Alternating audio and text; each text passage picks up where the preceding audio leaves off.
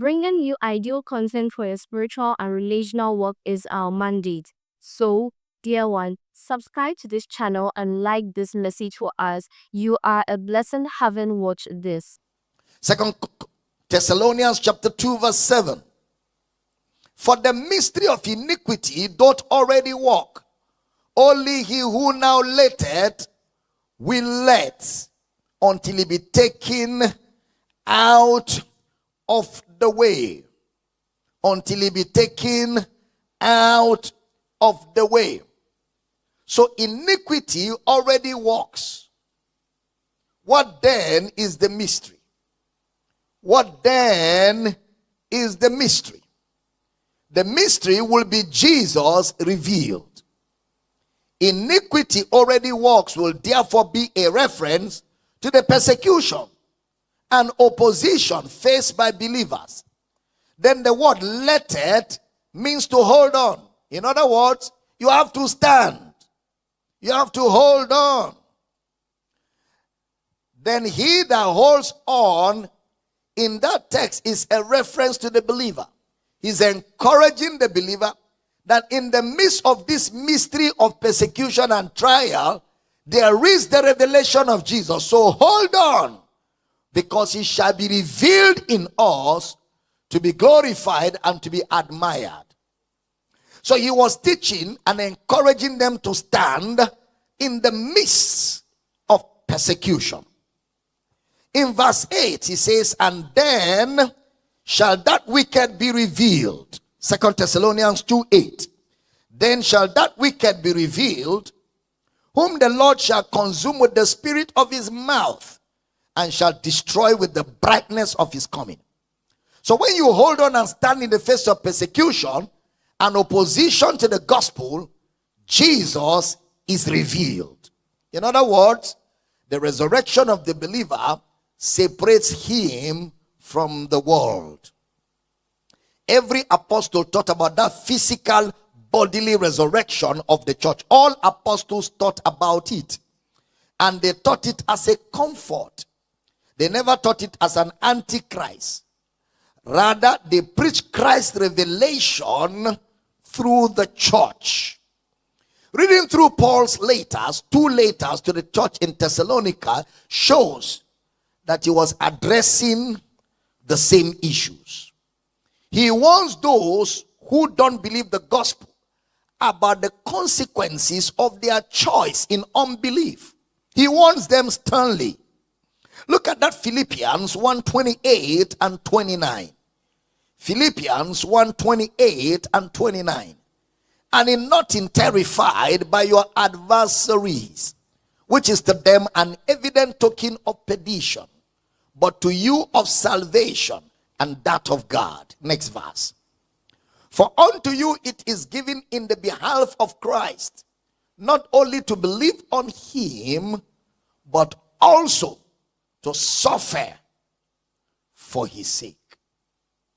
Look at Hebrews, the 2nd chapter, the 3rd verse. Hebrews, the 2nd chapter, the 3rd verse. How shall we escape if we neglect so great salvation, which at the first began to be spoken by the Lord, and was confirmed unto us by them that heard him? Look at Mark 16:16. The book of Mark, chapter 16, verse 16. He that believeth not shall be damned. In that scripture, therefore, he was addressing the consequences of being an adversary to the gospel. What is the gospel? The revelation of Christ. In 2 Thessalonians chapter 2 verse 8, again look at it. And then shall that wicked be revealed, whom the Lord shall consume with the spirit of his mouth. With the spirit of his mouth. And shall destroy with the brightness of his coming. With the brightness of his coming. He means that Jesus will appear. And when he does, he will appear amongst the saints. He's not appearing to the Antichrist. He's appearing to his family. He's appearing to the saints. He will appear amongst the saints. Look at 1 Thessalonians chapter 4 verse 17. 1 Thessalonians chapter 4 verse 17. Then we which are alive and remain shall be caught up together with them in the clouds to meet the Lord in the air. And so shall we ever be with the Lord. In that bodily resurrection, Jesus is revealed through his church. The gospel saves when it is believed, and also tells of a man's faith when he rejects the gospel. 1 Peter, the 3rd chapter, the 20th verse. 1 Peter chapter 3 verse 20.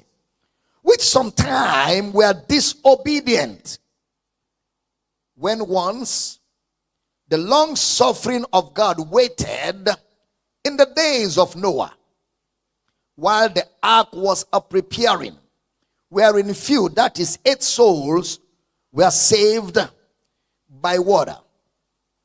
The ark as used by Peter was figurative of the fact that what turns out to be salvation from destruction of Noah's family was also indicative of the destruction of those who did not believe. They didn't believe Noah's preaching of the gospel as a prophet. So the day those who believe were saved in the ark was the same day those who did not believe were destroyed because God's presence was absent. The text in Matthew 24 was Jesus predicting the invasion of Jerusalem. And that invasion came to pass in AD 70.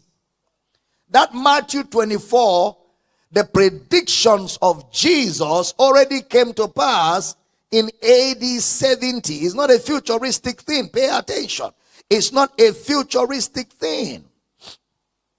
Matthew 24:40. Then shall 2 be in the field.